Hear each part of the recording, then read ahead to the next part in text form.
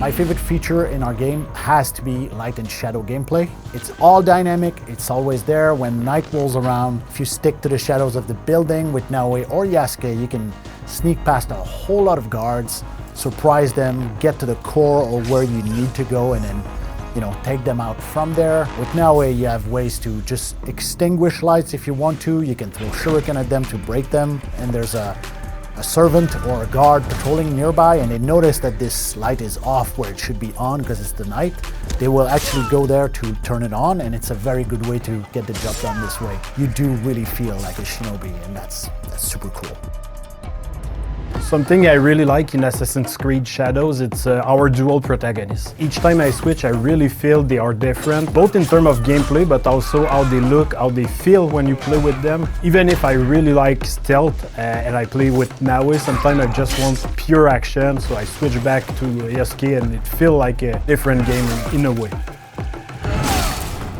We've pushed ourselves and we were very ambitious. We wanted to create something that's very dynamic, something that would have an impact on how we play the game, that's not only visual. And I'm very proud that we've managed to achieve our vision. This time around, the world will evolve through season, which had us rethink the way we were making assets, such as, let's say, a tree. A tree needs to be supported in winter, spring, autumn, summer. And also we introduced for the first time in Anvil our TGI, which is Ray Trace Global Illumination, which give us real-time GI and also better occlusion, which greatly contributes, to the level of immersion and also, sit down, connect the objects together. I think my favorite feature is the observe mechanic. It allows you to tag and look at what's interesting in the world, tag your enemies, tag the loot as you're going through the world. We had the eagle that was telling you what's behind the wall. Now you have to climb up there to see what's behind. It's a change of dynamic and perspective that I think is really refreshing for Assassin's Creed. You meet people in the game and they become your ears and eyes into the world. So they give you opportunities, they allow you to find things that you couldn't find on yourself. So we don't tell you with markers where to go. So it's a system that's integrated into the hideout, keeps the surprises, keep you a little bit scared at times, it keeps you honest. I really like Seasons because it's not just a visual thing, it's also a gameplay thing. Or before you would have had to swim to get into the Tenchu, and now it's all frozen.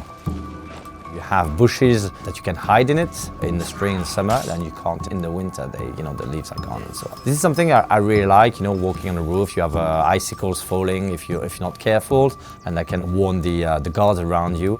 These are the kind of things that are subtle, but they can make a huge difference. Force you to basically approach setup differently.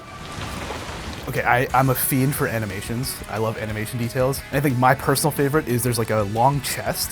And first of all, even when Naoe gets into the chest, she does like 5 flips. You can lure people towards the long chest and then grab them and throw them in the chest while like escaping. I think that's like by far my favorite kill in the game. I love that thing. And on cold, crisp winter night, I like to find like the tallest rooftop I can on a Tenchu or something and just perch, just contemplating, meditative. Who knows what's gonna happen next?